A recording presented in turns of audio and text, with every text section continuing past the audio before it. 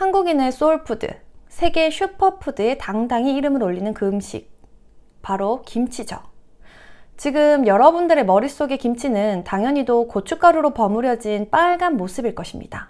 하지만 원래 김치의 시작은 그것과 다르다고 하는데요. 고춧가루가 우리나라에 처음 들어온 것은 임진왜란 때로 일본 병사들에 의해 고춧가루가 전래되었다고 합니다. 그러니까 세종대왕님 수라상에 올랐던 김치는 무낫, 배추 같은 채소를 소금물에 절인 허여멀건한 색이었다는 것입니다.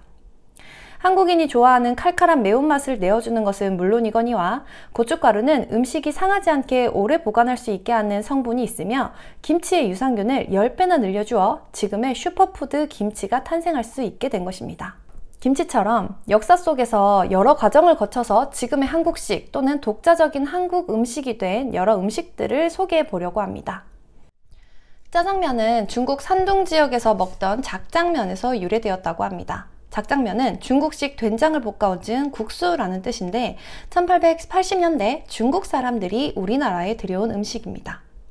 때는 1883년 인천항이 개항하고 이모군란을 진압하러 파견된 청나라 군대들의 보급을 위해서 들어온 쿨리라고 불리던 중국인 노동자들이 있었는데 이들은 우리나라와 가까이 붙어있던 산둥성에서 인천항 인근으로 오게 되었고 화교 공동체를 이루며 살아가게 됩니다.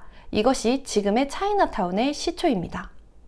이후 그들은 끼니를 해결하기 위해 부두 한켠에 솥단지를 걸어놓고 노점 장사를 시작하게 되었는데 이때 만들어진 음식이 바로 짜장면의 시초라고 보고 있습니다.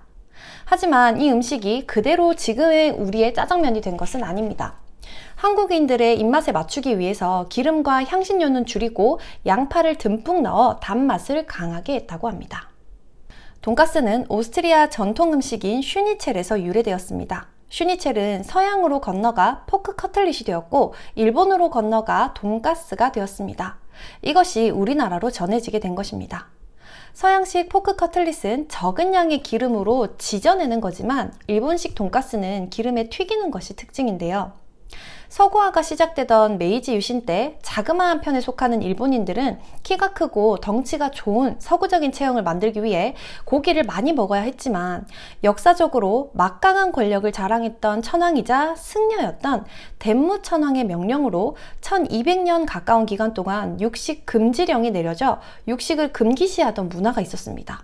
그래서 최대한 고기를 적게 넣고 튀김옷을 두툼하게 입혀서 기름에 튀겨 칼로리를 높이는 돈가스가 나오게 된 것입니다. 일본인의 밥상을 이렇게 획기적으로 바뀌게 한 음식이라 이 메이지 유신을 요리 유신이라고 부르기도 합니다. 만두는 중국 음식으로 고려시대에 우리나라에 들어왔습니다. 중국 삼국시대 정치가 제갈량이 밀가루로 사람의 머리를 닮은 음식을 만들어 제사를 지냈던 것이 만두의 시초라고 하는데 제갈량이 남쪽 지방을 정벌하고 돌아오는 길에 49개의 사람 머리를 바다신에게 바쳐야 하는 상황이었다고 합니다.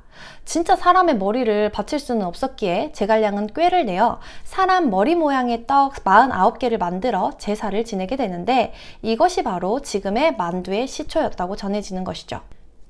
이 만두 역시 그대로 전해지는 것이 아니라 중국에서는 이 이야기에서처럼 소를 넣지 않고 찐 떡을 만두라고 하는데 우리나라에서는 각종 소를 넣은 것을 만두라고 하죠. 카레는 여러가지 향신료와 고기, 채소 등을 넣고 푹 끓인 인도 전통 음식으로 잘 알려져 있죠. 그런데 인도에서 바로 우리나라에 들어온 것이 아니라 영국을 거쳐 일제강점기 때 일본을 통해 우리나라에 들어왔습니다. 1925년 우리나라에 카레가 들어오게 되었을 때 그 당시는 카레 한 그릇이 밥 24공기에 달하는 금액이었기 때문에 서민들이 즐기는 것이 거의 불가능에 가까웠다고 합니다. 그러다 1980년대 오뚜기라는 회사에서 카레가루를 출시하면서부터 서민 음식으로 자리 잡을 수 있었다고 합니다. 인도식 카레는 향신료를 많이 써서 맛이 강하고 일본식 카레는 부드러운 것이 특징이며 한국식 카레는 강황을 많이 넣어 매우 노란빛을 띠는 것이 특징입니다. 겨울이면 길거리에서 흔히 만날 수 있는 붕어빵. 이 붕어빵은 일본의 생선 종류인 도미 모양을 본떠 만든 다이야키 빵이 1930년대 우리나라에 들어온 것이라고 합니다.